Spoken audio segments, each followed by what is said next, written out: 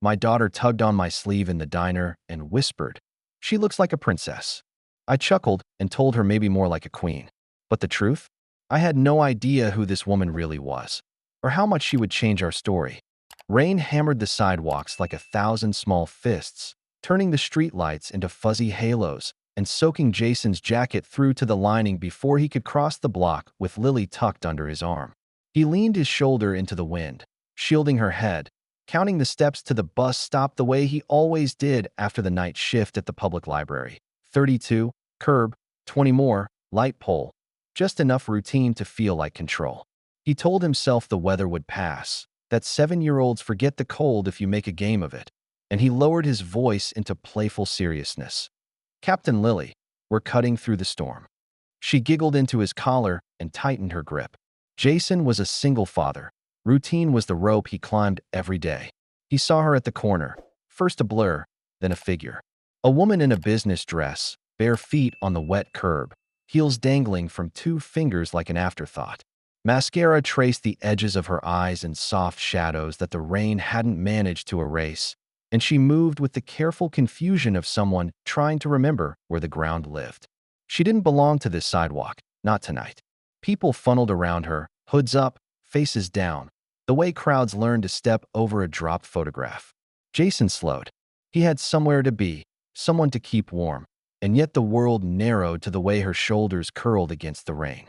"Miss, are you okay?" he asked, keeping his body between her and the street, Lily's fingers still clutching his jacket. He made his voice a bench, something to sit on for a second. The woman blinked at the sound, trying to pull the present into focus. I, I missed my driver," she said, each word choosing its footing. "They left me." The confession landed like a small, breakable thing between them. Lily peered out, solemn as a little judge. Jason felt the old knot in his chest, the one that tied him to every version of trouble he'd ever walked through, tighten and hold. "You'll catch pneumonia out here," he said. Then, because it mattered to say it, he added, "I'm not trying to bother you. I've got a kid with me. Let me help you get safe." He heard his own caution and recognized it. The line a man draws when he knows the world reads him before it listens. The woman's balance wavered. Her toes curled against the cold, and a shiver climbed her arms. For a second, she looked past him, like maybe the car would reappear if she stared hard enough. It didn't. She nodded. Jason nodded, too, as if they'd agreed to something more than a ride. He raised his free hand and tried to flag a cab. Headlights slid by in watery streaks. The first driver didn't see him. The second did and didn't care. The third angled toward the curb with the impatience of a man who believed rain was other people's fault. Jason hustled them closer, guiding the woman by the elbow but letting her choose the pace, a choreography he'd learned after Lily, how to help without taking. "In you go," he said gently, and Lily scrambled across the seat to make space, her small knees bumping forward like happy punctuation. Jason patted his pocket, found the last 20 he'd promised would stretch to Friday, and watched it turn into a wet green flag in his palm. He didn't hesitate. Inside the cab, the city smeared into a watercolor. The woman pressed Jason's jacket close around her, gathering the fabric beneath her chin as if it could teach her how to be warm again. "Why?" she asked softly, the question slipping out before she could organize it. "Why would you help me? You don't even know me." Jason studied the small map of raindrops clinging to a strand of her hair. "You were in trouble," he said. "I've been in trouble too. Nobody helped me then." He paused, letting the honesty stand on its own feet. "I promised myself if I ever saw someone in that place, I wouldn't walk away." Lily watched her father as if hearing those words for the first time, even though they were the quiet law of their household. SD 115091. The woman looked at him like something was clicking into place, like the outline of a memory had just found its color. Her hand drifted across the seat until her fingers touched his. Not pleading, not romantic, just an anchoring gesture. Proof that the night still held a human edge. "What's your name?" she asked. "Jason Miles." For a heartbeat, she went still, breath caught. A surprisedness that seemed bigger than the moment. And then the exhaustion, patient and heavy, finally claimed what the rain had started. Her head tipped against the window. Her eyes slipped closed. "It's okay," Jason murmured, adjusting the jacket so it covered her shoulders.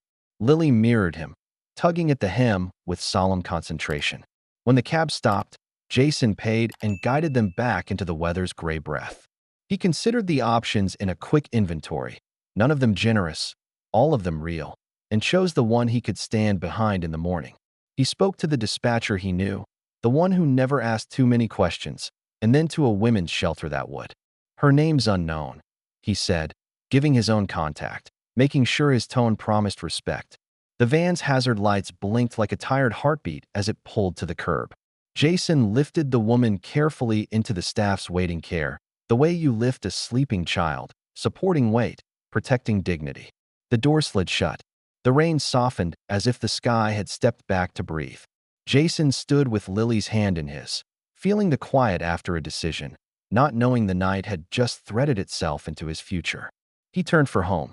Lily squeezed twice, her code for "I'm okay," and he answered with 2 squeezes back. Routine returned. 32 steps, curb, 20 more, light pole. But something had shifted, the way a room changes when someone places a new photograph on the shelf. He didn't have words for it yet. He only had the jacket missing from his shoulders, the lightness that followed the giving, and the thought that sometimes the right thing is simply the next thing, done without an audience. Behind him, the taillights of the shelter's van dwindled to 2 faint rubies and disappeared into the rain. Before the shelter's van and the rain's calmer breath, there was a wedge of light in the night. The 24-hour diner by their neighborhood, windows fogged, chrome edges bright as coins under fluorescence. After the cab ride, Jason guided the woman and Lily through the door, a bell chiming like a small mercy. He slipped his jacket over the woman's shoulders again and steered them toward a booth near the back, away from the draft that worried the floor. It was warm here. It smelled of coffee and butter and the kind of bread that forgives a day. Jason's last 20 had already gone to the fair. He decided he'd make plain choices and make them count. He caught the waitress's eye, someone who'd learned to read stories in the way people held themselves, and asked quietly for a mug of coffee, a glass of water, and some bread. Something gentle, he said, half to her, half to the woman blinking under the jacket's weight. The waitress nodded and moved like a person who knew that speed could be a form of kindness. Lily slid in beside her dad, knees bumping the vinyl with soft thumps. She stole glances at the woman, curiosity wrapped in caution. Jason kept one hand on the table, open, the other resting near Lily's shoulder, a touch without pressure. "She looks like a princess," Lily whispered, finally giving her wonder somewhere to sit. Jason smiled despite the tiredness tugging at the corners of his eyes. "She's probably more like a queen," he said, voice low, not to make light of the woman's condition, but to offer Lily a shape that included dignity. The woman heard that, somewhere beneath the dizziness, the room's soft spin, and she lifted her eyes as if answering to a title. Her makeup had shifted in the rain, but the bones of her composure showed through now that the cold was loosening its hold. The coffee arrived, steaming. Jason wrapped the woman's fingers around the mug so the heat could teach them how to be hands again. He nudged the water and bread forward. "Sip this, small sips," he said, and she obeyed with the concentration of someone crossing a narrow bridge. She watched him between sips, the thrift of his movements, the care that never turned into fussing, the way he stayed a half step back so she could keep whatever space still belonged to her. There was no performance to it. He was a man who had rehearsed this kind of steadiness in other rooms, on other hard nights, and it fit him like something earned. "Why?" she asked at last, the word both quiet and undeniable. Her eyes had cleared enough to let the question carry weight. "Why would you help me? You don't even know me." The diner hummed around them. Silverware, a cough, the soft laughter of second-shift workers done with their long hour. Jason considered telling her everything. How trouble had once been a room he couldn't leave, how he'd waited for a stranger's hand, and none had come. But he knew some stories matter more when they're not retold. "You were in trouble," he said simply. "I've been in trouble too. Nobody helped me then. I promised myself if I ever saw someone in that place, I wouldn't walk away." The promise felt the same every time he said it, like checking a door he'd locked. The woman studied him, and something in her gaze shifted from gratitude to recognition. The sense that she wasn't just being rescued, but being seen at her exact height. She reached across the table and touched his hand, not to cling, but to mark the moment. "What's your name?" The question felt ceremonial, like giving a shape to the person who had been only kindness until now. Jason Miles, he answered. The syllables settled between them. She drew in a breath as if the sound had brushed against a memory she'd been trying to place. Then the exhaustion that had been patient all this time rose up and closed its hand. Her grip loosened. Her eyes fluttered. The coffee's steam blurred. She slumped gently against the booth. Jason caught the jacket before it slipped and tucked it closer around her. He glanced at Lily, who had gone very still, serious in the way children become when the room asks for it. She's safe, he said, because the words would become true if he guarded them. He signaled the waitress, lowered his voice, and asked for a minute and the phone. He'd done this once before for a stranger, learned which number to dial, which questions would come. He gave the shelter what he had. Her name's unknown. And then his own contact, his tone careful to carry respect rather than ownership. He didn't read the woman's purse, didn't look for clues. He understood the boundary between help and intrusion like it was a map he carried folded in his chest. When the shelter van arrived, hazards ticking in the wet like a metronome, the staff came in with practiced gentleness. Jason lifted the woman with them, sharing the weight, making sure her head didn't knock the doorframe. He thanked the waitress, gathered Lily's hand, and watched the team do what they were trained to do. There was relief in handing a person to people who had built their lives around this kind of night. As the van door slid shut, he felt the soft aftersound a decision leaves behind, the quiet that isn't silence but completion. Outside, the rain had moved from anger to persistence. Inside, the diner returned to its own ordinary courage. More coffee poured, plates cleared, life proceeding as though compassion were just one of the chores. Jason exhaled, rubbed his thumb over Lily's knuckles twice, and nodded toward the door. Home, he said. Lily's answering nod was small and solemn. He held the empty shape of his wallet in his mind and let it pass. The math could be sorted tomorrow. Tonight had already taught Lily something he'd wanted her to know, that people aren't problems to avoid in the rain. They stepped back into the weather, carrying with them the warmth of the booth and the promise that the right act, done without fanfare, can change the direction of a life, sometimes two. The rain had not let up by the time the van pulled away from the diner, its red lights dissolving into the blur of wet asphalt. Jason stood still, Lily's small hand folded inside his, listening to the rhythm of rain against metal roofs and car hoods. The woman, who still had no name, was gone into the care of others, and yet her absence pressed against him in a way that was oddly present. He told himself he had done what was right, placed her where warmth and walls could hold her, where strangers had dedicated themselves to the work of protection. Still, some part of him remained with her, inside the van, like a coat he hadn't collected. Carrying Lily through the short walk home, Jason felt the familiar tug between exhaustion and responsibility. She leaned her head against his shoulder, warm breath steady, the trust of a child absolute. "Daddy," she murmured drowsily, "will she be okay?" The question hit like a pebble against glass, not hard enough to shatter, but impossible to ignore. Jason adjusted his grip on her and answered with quiet conviction. "Yes, sweetheart. She'll be okay now." He didn't tell her that sometimes okay depended on fragile threads, strangers keeping promises, systems not forgetting. Instead, he let the word be strong enough to steady her heart. At home, the apartment greeted them with the smell of damp laundry and the faint drip of the kitchen faucet he kept meaning to fix. He set Lily in bed, pulled the blankets high, and smoothed her hair. She fell asleep quickly, the way children can when they believe safety is permanent. Jason lingered a moment longer, watching her face relax, before retreating to the worn couch with its springs that had learned the shape of his back. The jacket he'd given the woman was still missing, but in its absence he felt something like relief. It had carried its usefulness as far as it needed to go. The next morning, his alarm broke the silence at 6. He rose for work as always, boots on before the sun. There was no sign of the woman in his mind until he passed the diner again, now quiet in the early light. The booth was empty, wiped clean, as if the night before had been a sketch erased from the paper. He caught himself searching the corner window, half expecting to see her reflection, and shook his head at the foolishness of it. He reminded himself, people cross your path, you help if you can, and then they go where you cannot follow. That was the truth of it. Throughout the week, routine wrapped itself tightly around him again. Long shifts at the library, Lily's school meetings, the leaking faucet that resisted every wrench he owned. Still, in the quieter minutes, the image of her lingered, bare feet on wet pavement, mascara blurred by rain, eyes asking questions as though answers might change her. He replayed her hand touching his, tentative but deliberate, and her voice catching on his name. The sound haunted him not because it promised anything, but because it had seemed to recognize something in him he didn't know was visible.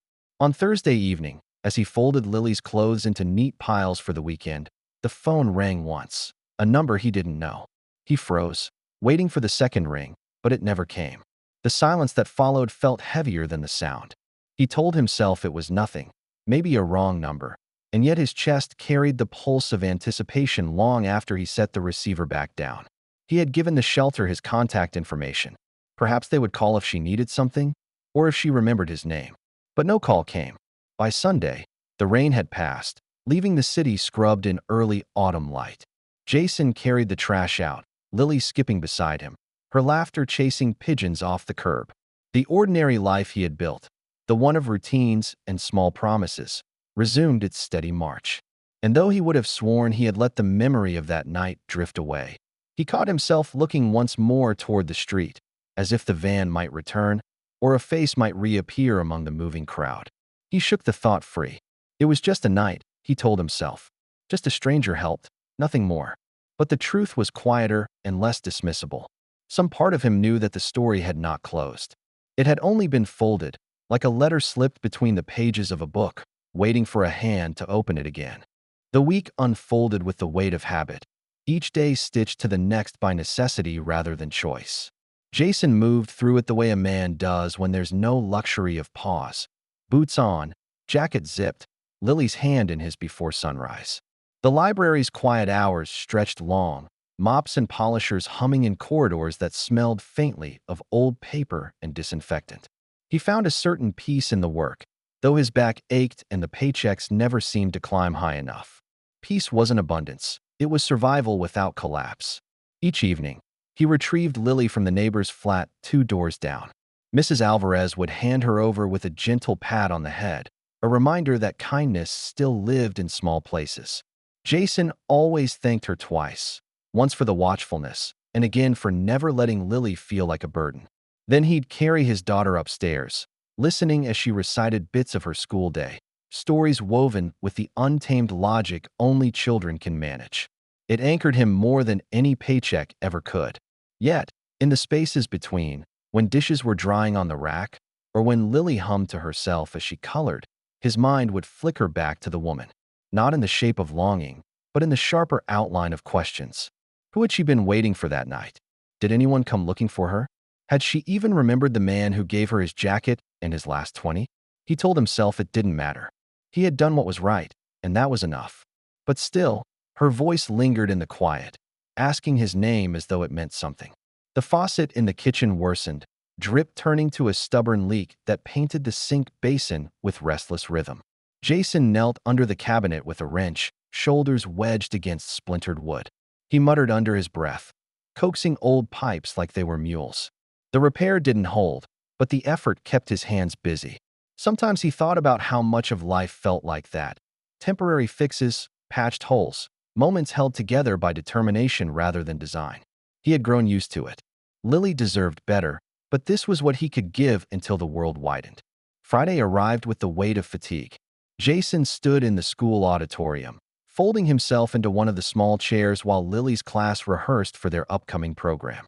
She waved from the stage, grin loose and unself-conscious, and he lifted a hand back. Parents filled the seats around him, murmuring about vacations, promotions, home renovations. Jason sat silent, not ashamed but aware. His world didn't stretch as far as theirs. He reminded himself that Lily didn't measure love in square footage or dollar signs. She measured it in presence, and in that, he never failed her. That night, after Lily was asleep, he stepped onto the balcony with a chipped mug of tea. The city pressed around him, sirens at a distance, the murmur of traffic like a restless tide. He thought again of the woman's eyes when she had asked why he'd stopped for her, and the way she'd looked at him as though she'd glimpsed more than just a man trying to do right. He shook his head, almost embarrassed by the persistence of the memory. She was gone.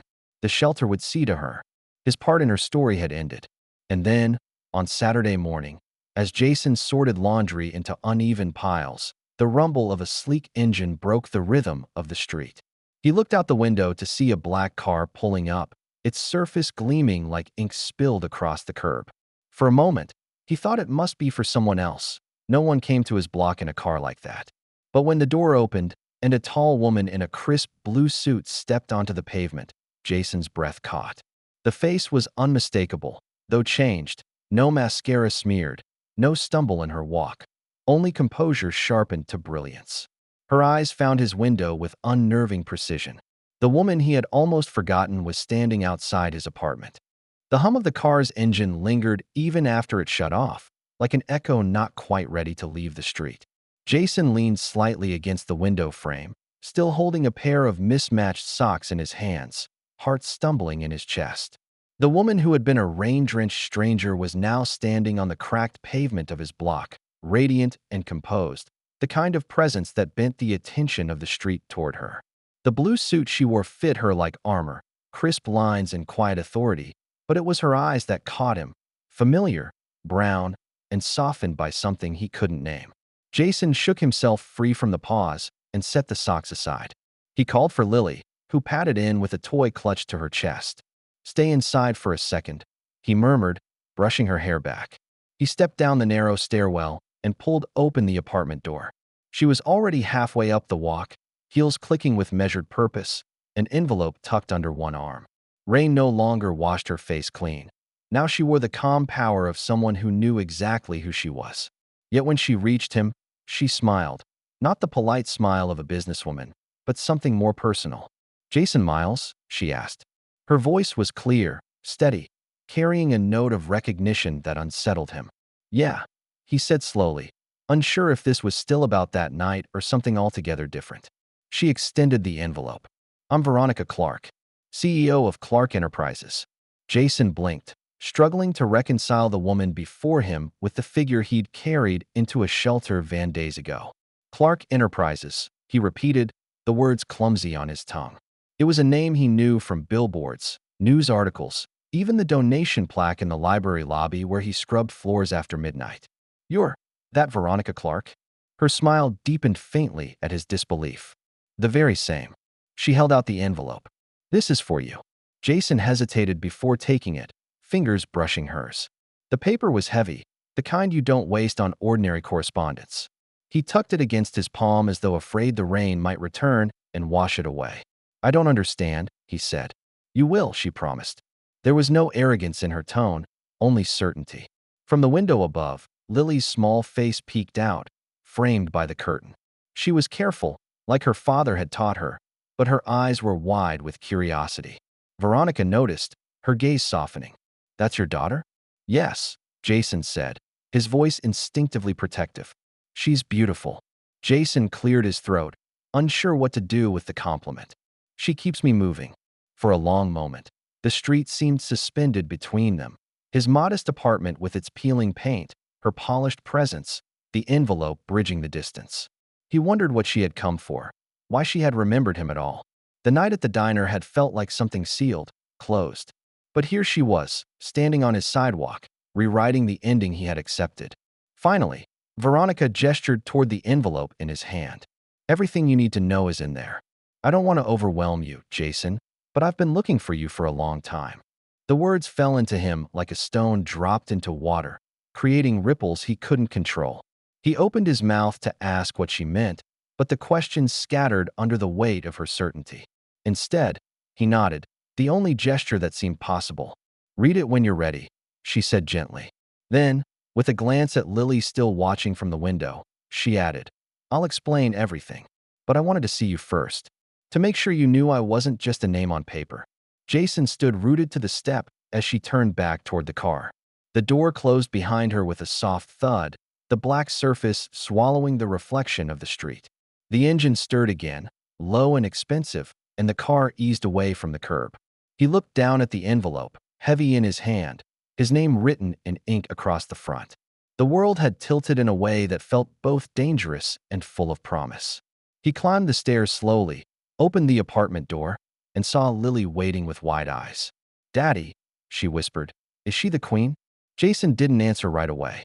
He set the envelope on the kitchen table, staring at it as though it might open itself. Finally, he murmured, "Maybe. Or maybe she's something else entirely." Jason sat at the kitchen table long after the black car had gone, the envelope untouched, his fingers drumming against the wood in a rhythm he didn't recognize. The apartment was quiet except for the steady drip of the faucet in the sink, a sound that suddenly seemed louder than it had all week. Lily perched on the couch with her toy, watching him with the patient curiosity of a child who senses something is happening but doesn't know if it's safe to ask.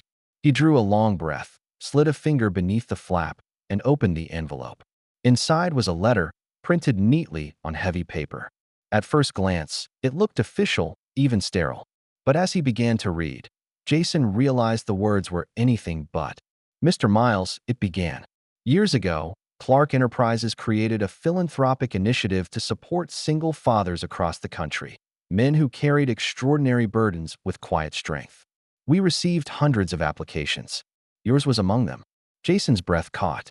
He remembered that application.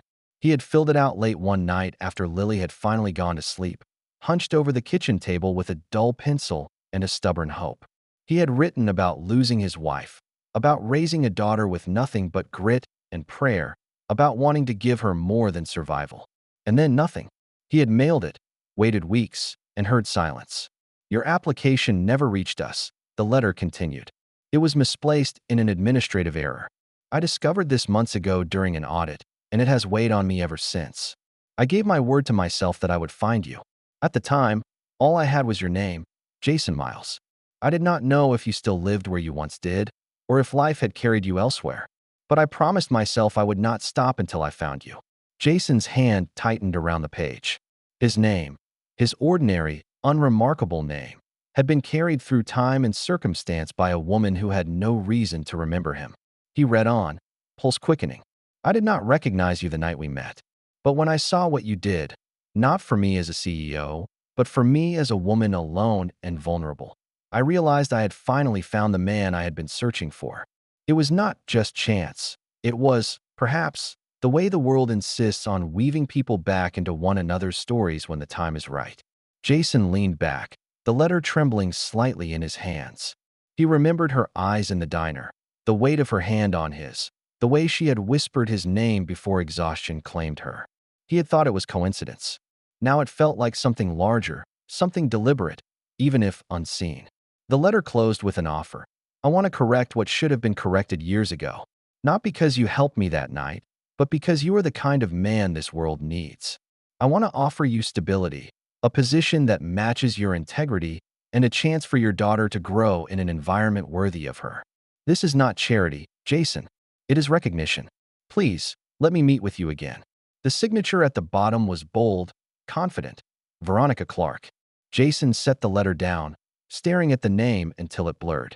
His first instinct was disbelief. Letters like this did not arrive at chipped kitchen tables. Then came the wave of memory, long nights stretching every dollar, fixing leaks that wouldn't stay fixed, wondering if Lily noticed how often he chose not to eat so she could have enough. And now this, an offer that promised something better, not just for him, but for her. Across the room, Lily slid off the couch and padded toward him. "Daddy," she whispered, peering at the paper, "what does it say?" Jason folded the letter carefully, his throat tight. He crouched down so his eyes met hers. "It says, someone out there thinks we deserve more than this." Lily tilted her head, serious. "Is it the Queen?" Jason smiled faintly, brushing her hair back. "Maybe," he said, "but she doesn't want us to bow to her. She wants us to stand up taller." He hugged his daughter close, the weight of the letter still pressing against his palm, and for the first time in years, Jason felt that the future might hold more than just endurance. It might hold possibility. Jason barely slept the night after reading the letter. He lay awake on the couch, staring at the ceiling while the refrigerator hummed and clicked in the corner. Each time he closed his eyes, he saw Veronica's name in bold ink, her words pressing against the edges of his thoughts. By dawn, he had made no decisions, only promises to himself, that whatever happened, he would not let Lily be swept into something uncertain. When the knock came later that afternoon, it was firm but not aggressive. Jason opened the door to find Veronica standing there again, no longer the rain-soaked woman in distress, nor the untouchable CEO glimpsed from afar, but something between the two, confident yet open, businesslike yet softened by recognition. She carried no entourage, no assistants, just herself. "May I come in?" she asked. Jason stepped aside. The apartment was small, worn at the corners, but she walked in without a glance of judgment. Instead, her eyes searched the room as though memorizing it, as though she wanted to understand the shape of his life before speaking. Lily peeked around the hallway, cautious. Veronica smiled at her, lowering herself slightly to meet the girl's gaze. "Hello, Lily," she said gently. "I don't know if you remember me." "You're the queen," Lily said matter-of-factly, clutching her toy rabbit. Veronica laughed softly, not mocking but delighted. "I'm not a queen, but maybe your father is braver than one." She turned back to Jason, eyes steady. "May we sit?" At the table, the letter lay folded. Jason gestured to it. "I read it. I still don't understand why someone like you would go through all this trouble." Veronica leaned forward, hands clasped. "Because it wasn't trouble. It was a responsibility. When I learned that your application had been lost, I knew something precious had been denied. Not just money, but recognition. I've spent years signing checks and creating programs, but most of the time, I never see the people behind them. You reminded me why those programs exist. That night in the rain, you could have walked away. Most people did, but you didn't. That told me more about you than any application ever could." Jason swallowed, uneasy under the weight of her words. "I didn't do it to be noticed. I just did what needed to be done. That," she said firmly, "is exactly why I'm here." From her bag, she pulled another envelope, larger than the first. She slid it across the table. Inside is an offer: employment at Clark Enterprises. A leadership role, not cleaning floors or patching leaks, but guiding people. You have the character I want at the center of my company. Along with that, there's housing, a place where Lily will have her own room, her own desk for schoolwork. And schooling itself. We can help ensure she attends the kind of institution where she'll be nurtured, not overlooked." Jason stared at the envelope, unwilling to touch it. "This feels like charity." "No," Veronica said, shaking her head. "Charity is pity wrapped in money. This is recognition. I believe in you, Jason. I believe in the way you choose to act when no one is watching. And I believe your daughter deserves a foundation stronger than the one you've been forced to build alone. You've carried the weight for too long. Let someone else shoulder part of it." Lily slipped into the kitchen, her rabbit dangling from one hand. She looked at her father, then at Veronica. "Daddy," she asked softly, "is she here to help us?" Jason met his daughter's eyes and felt the question settle into him. Help had always been something he gave, never something he expected to receive. For a long moment, silence stretched between the three of them. Then Jason exhaled, slow and steady, and reached for the envelope. "I don't know what comes next," he admitted, voice low. "But if it means Lily has a better life, I have to try." Veronica's expression softened into something beyond satisfaction, something like relief. "Then let's take the next step together," she said. And for the first time in years, Jason felt the weight on his shoulders lighten, just enough to let hope step through the door. The days that followed moved like a tide, pulling Jason toward a shore he had never believed he would reach. Clark Enterprises was not just a company, it was a world. The first time Jason walked into the glass-paneled lobby, Lily's small hand wrapped tightly in his, he felt as though he had stepped into another version of his own life. One where ceilings stretched high and doors opened without protest. Employees in pressed suits greeted Veronica with respectful nods, but she redirected the attention toward him, introducing him not as a charity case, but as Mr. Jason Miles, our new leadership hire. Jason's heart thudded in his chest. For years, his worth had been measured in mop strokes and overtime shifts. Now, people looked him in the eye as if his presence carried weight. He kept glancing down at Lily, half expecting her to ask if they belonged here. Instead, she squeezed his hand twice, her secret code for "I'm okay." Jason answered back with the same squeeze, though inside, he was anything but steady. Veronica guided them through each step with a patience that surprised him. She made clear that this was not a favor to be repaid, but an opportunity he had already earned. "Your integrity is your resume," she told him in her office one evening, the skyline glowing behind her. Everything else can be learned. But character, that's what I need around me. Jason nodded, humbled, words caught somewhere between gratitude and disbelief. Life began to shift in small, almost imperceptible ways. The new apartment was modest by Veronica's standards, but luxurious by his. 2 bedrooms, a kitchen that didn't leak, windows that actually closed against the wind. Lily decorated her room with drawings taped to the wall and books stacked neatly on her new desk. Jason watched her fall asleep that first night. Surrounded by space she could finally call her own, and felt tears threaten. He whispered into the quiet, "This is what you deserve," though she was already dreaming. At work, Jason found himself learning quickly. The position required managing a team, solving problems that stretched beyond mops and tools. But the same qualities that had carried him through long nights, persistence, attention, the refusal to abandon people, translated seamlessly. Coworkers respected him, not because Veronica said they should, but because he listened when they spoke and acted when others hesitated. Slowly, the janitor who had once been invisible became someone others sought out for guidance. And Veronica, once a stranger on a rain-slicked curb, became more than a benefactor. She visited Lily's school play, sitting in the audience like family, cheering as loudly as Jason did when his daughter delivered her lines. She stopped by their apartment for dinners that were simple but filled with laughter, trading her tailored suits for rolled-up sleeves and stories that made Lily giggle. There was no pretense between them, only the steady weaving of lives that had been running parallel until fate pressed them together. One evening, as they walked home from the park, Lily tilted her head up at Veronica and asked the question that had lingered since the diner. "Are you really a queen?" Veronica knelt, smiling. "No, sweetheart, but maybe your dad is the real king." Her words carried no irony, only admiration.